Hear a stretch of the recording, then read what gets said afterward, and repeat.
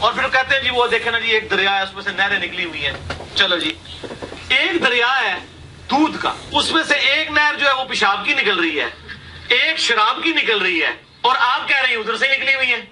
دیکھیں نا, ایک بندہ کہتا ہے جی جو فاتحہ نہیں پڑھتا اس کی نماز نہیں ہوتی, دوسرا کہتا ہے جو امام کے پیچھے فاتحہ پڑھے اس کے منہ کے اندر انگارہ رکھ دو, اور آپ کہتے ہیں دونوں ایک ہی دریا سے نکلے ہوئے ہیں. دونوں میں سے ایک ہی ٹھیک ہوگا نا, وہ وہی ٹھیک ہے جو بخاری مسلم میں ہے کہ فاتحہ کے بغیر نماز نہیں ہوتی.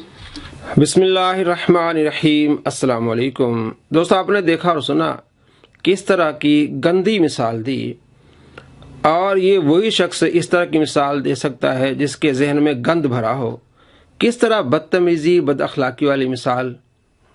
دودھ کا دریا ہے, اسے پیشاب کی نہر نکل رہی ہے اور اسے شراب کی نہر نکل رہی, نعوذ باللہ. اور پھر آگے سورہ فاتحہ کے بارے میں بات کی اس نے.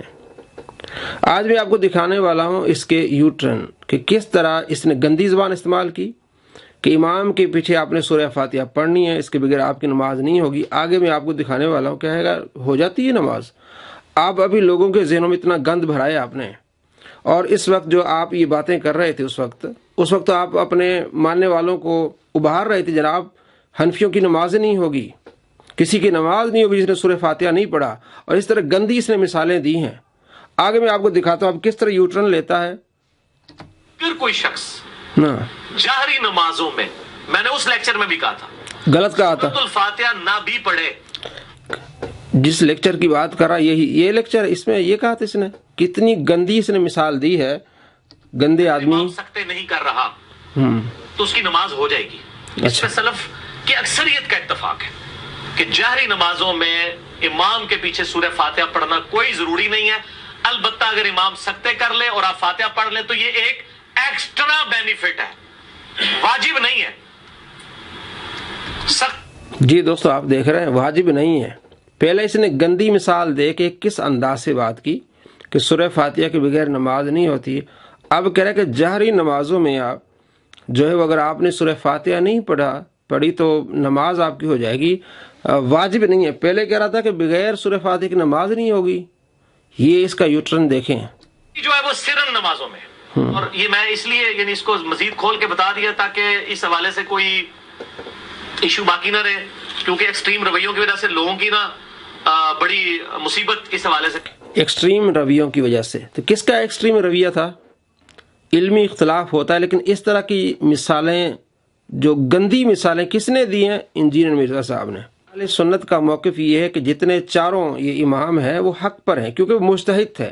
اللہ کے نبی کا فرمان ہے کہ مجتہد اگر صحیح فیصلے پر پہنچ جائے تو اسے دگنا اجر ملتا ہے, خطا کر بیٹھے اسے ایک اجر ضرور ملے گا. اس لیے ہم کہتے ہیں یہ مجتہد تھے. امام شافعی, امام مالک, امام احمد بن حنبل, امام ابو حنیفہ رحمۃ اللہ علیہ, یہ مجتہد تھے.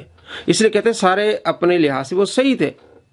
اس نے اس کو کس طرح اٹیک کیا اور کس طرح گندی جو ہے اس نے مثال دی. اب کہتا ہے کہ اسٹریم رویے جن لوگوں کے ہے, سب سے بڑا تو آپ کا یہ اتنا تعصبانہ رویہ ہے. آپ تو ادب ہی نہیں کرتے اماموں کا اور بزرگوں کا اور اللہ کے ولیوں کا, اور بہانے اور اس طرح عوام میں یہ پیش کرے جناب ہم تو درمیانے ہیں, ہم اعتدال پسند ہے. یہ اعتدال پسند جو آپ نے پہلے کیا, اب کہتا ہے کہ جناب نماز ہو جائے گی. اور یہ دیکھیں بھی کیونکہ ظاہر قرآنی حکم پہ بھی تو عمل کرنا ہے. قرآن جب پڑھا جائے تو خاموشی سے سننا ہے. پہلے یاد نہیں تھا, پہلے کہتا سورہ فاتحہ بغیر نماز نہیں ہوتی, گندی مثالیں بھی دی. اب اس کو قرآن یاد آ گیا ہے. امام قرات نہیں کر رہا تو امام غلطی کرے گا. اب ادھر آ کے اہل حدیث کا موقف یہ ہے کہ اگر امام سکتے نہیں کر رہا تو امام پہ وبال ہوگا.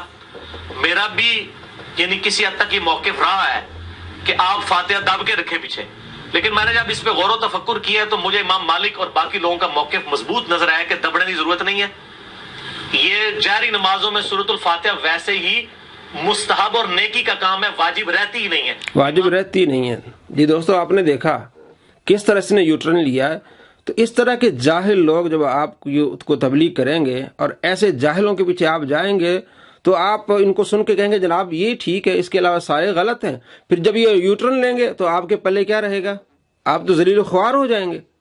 اس طرح ان پڑھ لوگ آپ علیہ السلام کو فرمانے 100 حدیث ہے بخاری میں کہ اس طرح کے جو آخری زمانہ آئے گا جاہلوں کو لوگ سردار بنا لیں گے. ایسے گمراہوں سے لوگ جا کے مسئلے پوچھیں گے, وہ خود بھی گمراہ ہوں گے, دوسروں کو گمراہ کریں گے. یہ اس میں سے ایک ہے. کس طرح کی باتیں اس نے کی ہیں اب دیکھیں مقتدی کے لیے کافی ہو جائے گی جہری نمازوں میں، کسی بلی کی دم کٹ گئی جہری نماز میں. اب یہ بتانا یہ چاہ رہا ہے کہ سری نمازوں میں جناب آپ نے جو ہے وہ پڑھنی ہے، جہری نمازوں میں آپ نے سننا ہے. بھائی حکم تو ایک ہی تھا کہ سورہ فاتحہ کے بغیر نماز نہیں ہوتی، تو معلوم ہوا کہ امام قرات کر رہا ہے تو اس کے پیچھے جو مقتدی خاموش رہے گا، چاہے جہری ہو چاہے سری ہو. اب کہتا نہیں جہری نمازوں میں نہیں جناب، میں بدل گیا ہوں، اب جہری نمازوں میں آپ بھلے سنیں امام کی قرات، لیکن سری نمازوں میں آپ پیچھے پڑھیں گے. اور یہ حنفی جو ہے پیچھے دکانوں کا حساب کرتے رہتا ہے. بھائی احناف کے پاس دلائل ہیں، یعنی یہ ذاتیات پر اتر آتا ہے، علمی بات چھوڑ جاتا ہے. جناب یہ دکانوں کے حساب، یہ اللہ کے نبی صلی اللہ تعالیٰ علیہ وآلہ وسلم نے سری نماز میں فرمایا کہ پیچھے قرات نہ کرو. 888 نمبر حدیث ہے مسلم میں.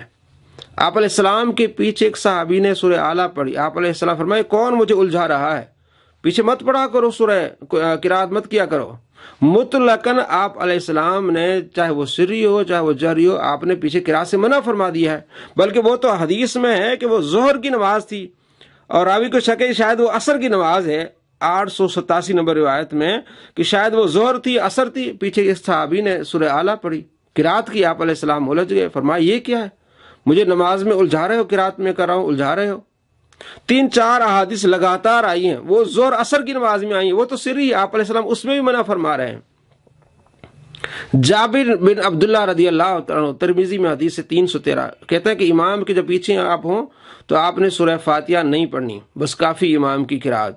اور 850 نمبر ابن ماجہ میں اسی کے آئنسٹائن بابا البانی اس کو حسن کہتے ہیں کہ امام کی قرات مقتدی کی قرات ہے. 1298 نمبر روایت ہے مسلم شریف میں، زید بن ثابت صحابی سے پوچھا گیا کہ امام کے پیچھے قرات کرنی ہے کہ نہیں، فرمایا نہیں، لا قرات، کچھ نہیں پڑھنا آپ نے.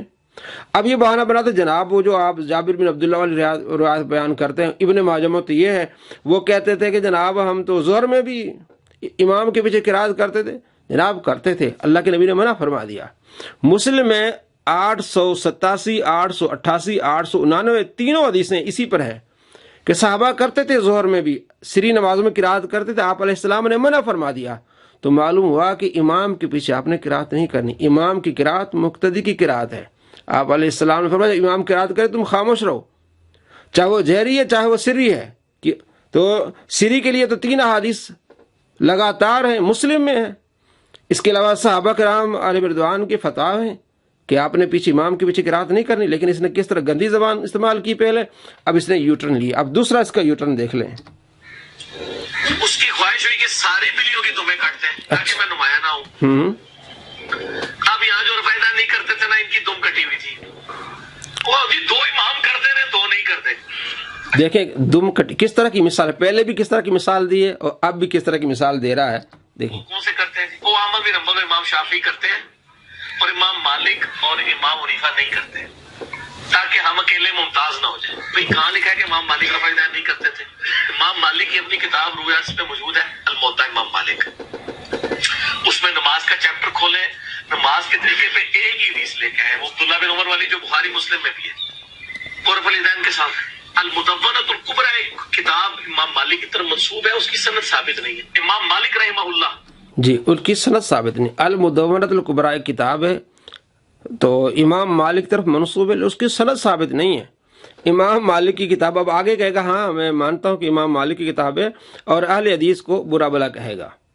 کہاں لکھا ہے امام مالک رفع نہیں کرتے؟ المدونۃ الکبریٰ میں لکھا ہے، صفحہ میں 165 پہ.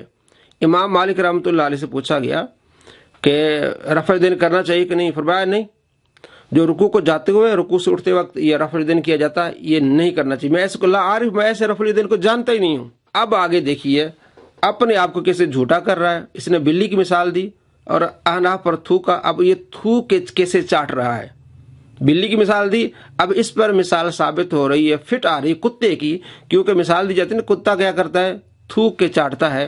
اس نے جس طرح احناف پر گندی زبان استعمال کی اسی پر آ رہی ہے.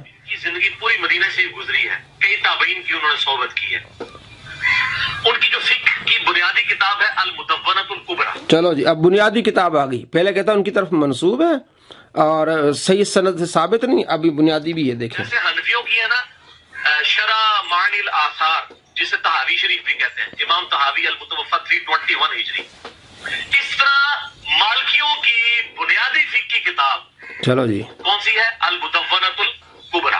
دیکھ لیں اس کے اوپر پوری فقہ مالکی بیس ہے. اس میں ڈائریکٹ امام مالک سے سوال پوچھے گئے اور انہوں نے جواب دیے ہیں. یہاں پہ بعض سلفی کہتے ہیں وہ دیکھیں جی وہ کتاب کنٹروورشل ہے. سر آپ کے کہنے سے کنٹروورشل نہیں بنے گی. سلفی کہتے ہیں اس نے خود کیسی زبان استعمال کی, بلی کی مثال دی, اور کیا یہ ثابت نہیں ہے, ان کی طرف منسوب ہے لیکن ثابت نہیں, اب سلفیوں کی طرف اشارہ کر دیا. تواتر کے ساتھ نقل ہوئی ہے, وہ اس کتاب کو بنیادی کتاب مانتے ہیں. البتہ امام مالک میں ہاتھ باندھنا ہے, اور جو ان کی فقہ کی اسٹیبلش کتاب ہے المدونۃ الکبریٰ اس میں چھوڑنا ہے. تو ظاہر ہے پھر اس کی حیثیت ثانوی ہوگی. المدونۃ الکبریٰ کی جو حیثیت ہے وہ پھر پرائرٹی بھی ہو جائے گی, کیونکہ وہ اس کو فالو کر رہے ہیں. وہ اس کو فالو کر رہے ہیں. جی دوستو, آپ نے دیکھا سنا اپنے آپ کو کیسے جھوٹا کیا, کس طرح اس نے یوٹرن لیا. پہلے اسی کتاب کو مان نہیں رہا تھا, کہتا کہاں لکھا ہوا امام مالک رفع الیدین نہیں کرتے تھے. جناب اسی کتاب میں جس کو آپ کہہ رہے تھے کہ اس کی سند ثابت نہیں, اب کہتے وہ ان کی بہترین کتاب ہے, اولین کتاب ہے, اور اسی پر ان کی فقہ کی جو ہے وہ بحث ہے, وہ سارا اسی پر وہ عمل کرتے ہیں. امام مالک سے ڈائریکٹ ان کے شاگرد نے سوال کیے, تو کہتا ہے کہ موطا امام مالک میں ہاتھ باندھنا ہے, روایت ہے, لیکن المدونۃ الکبریٰ میں نماز کا طریقہ یہ لکھا ہوا ہے کہ آپ نے ہاتھ چھوڑ کے نماز پڑھنی. تو جناب علی موطا میں رفع الیدین کے ذکر ہے, اور المدونۃ الکبریٰ میں امام مالک فرماتے ہیں میں ایسے رفع الیدین کو جانتا ہی نہیں, جو رکوع کو جاتے ہوئے کیا جاتا ہے اور رکوع سے اٹھتے ہوئے کیا جاتا ہے.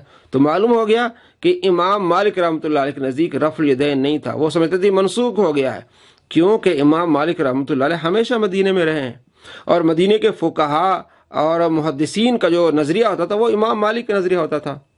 تو امام مالک نے یہ نظریہ اپنایا کہ رفع الیدین منسوخ ہو چکا ہے. المدونۃ الکبریٰ میں پہلے اس نے بلیوں کی مثال دی, اب اس نے تھوکا, اب تھوک کے چاٹا, اس پر مثال فٹ آئی ہے کتے کی, کہ کتے کا یہ کام ہوتا ہے کہ وہ تھوک کے چاٹے. تو یہ اپنے آپ کو کہتا ہے میں معتدل ہوں, بہانہ بناتا ہے, دھوکہ دیتا ہے. اس طرح کے معتدل ہوتے ہیں, اس طرح کی گندی مثالیں دیتے ہیں جس طرح اس نے دی ہیں. اب تیسرا اس کا یوٹرن دیکھیے. یہ حدیث سنن ابن ماجہ اور جامع ترمذی میں تو یہاں تک موجود ہے, لیکن المعجم الکبیر الطبرانی کے اندر اس کا اگلا حصہ بھی موجود ہے کہ سیدنا عثمان بن عفان رضی اللہ تعالیٰ عنہ کے دور میں بھی ایک نابینا شخص آیا. اچھا, اس نابینا شخص نے جب یہ دعا کی تو اس کی پھر بینائی واپس آ گئی الحمدللہ.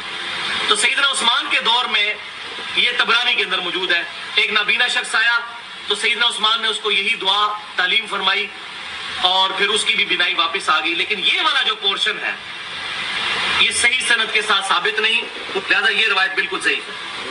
جی دوستو, آپ نے دیکھا اس روایت کو اس نے کہا یہ حدیث ضعیف ہے.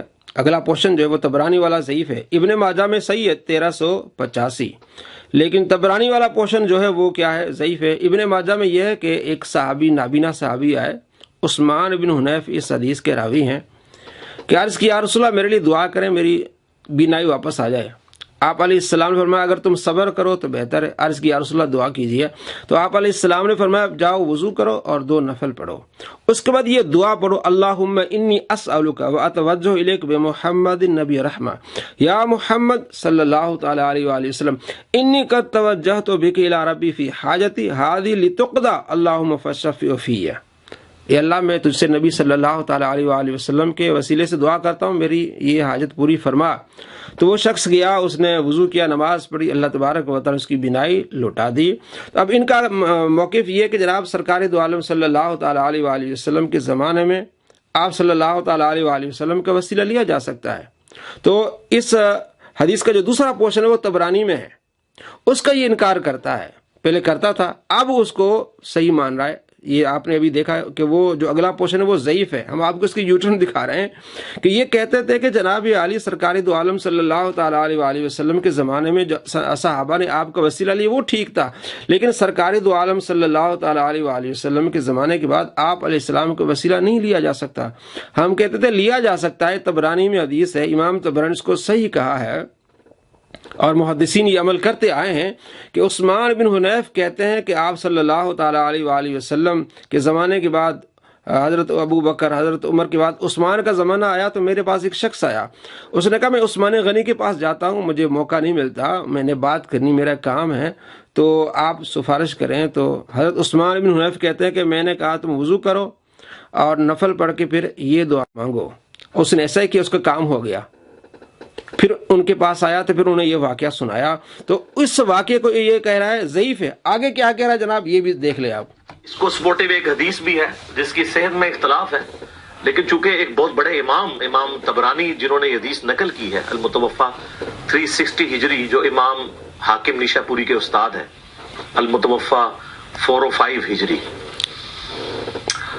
امام طبرانی نے کتاب لکھی المعجم الکبیر، طبرانی کی کتاب، اس میں یہی حدیث ایک دوسری فارم میں آئی ہے، اگرچہ اہل حدیث اس میں تھوڑا اختلاف کرتے ہیں، تھوڑا نہیں کرتے، وہ تو مانتے ہی نہیں ہیں، اب یہ بھی نہیں مانتا تھا، اب دیکھیں آپ کیا کہتا ہے۔ اکثریت اس کی صحت کے اوپر اتفاق کرتی ہے، امام طبرانی خود بھی۔ میں ان بحثوں میں نہیں پڑتا، میں اس حدیث کو صحیح مانتے ہوئے بات کر رہا ہوں۔ جی دوستو، پہلے اس نے کہا تھا کہ ضعیف ہے، اور اس سے پہلے اس نے بہت گندی مثال بھی دی تھی، بہت ہی گندی مثال۔ آج ہم نے آپ کو 3 اس کے یوٹرن دکھائے۔ ایک تو اس نے فاتحہ خلف الامام پر جو اس نے یوٹرن لیا وہی آپ کو دکھایا، اس کی جہالت ہے۔ پھر رفع الیدین کے بارے میں، المدورۃ الکبریٰ کے بارے میں، اور تیسرا وسیلے کے بارے میں۔ تو آپ کو معلوم ہونا چاہیے کہ ایسے جاہلوں کے پیچھے جانے سے آپ ایسے گڑھے میں جائیں گے جہاں آپ کو نکلنا بڑا مشکل ہو جائے گا۔ یہ تو اس طرح بدلتے رہیں گے، ان کے پاس اتھینٹک معلومات تو ہے ہی نہیں ہے، یہ اپنے موقع بدلتے رہیں گے اور آپ خوار ہوتے رہیں گے۔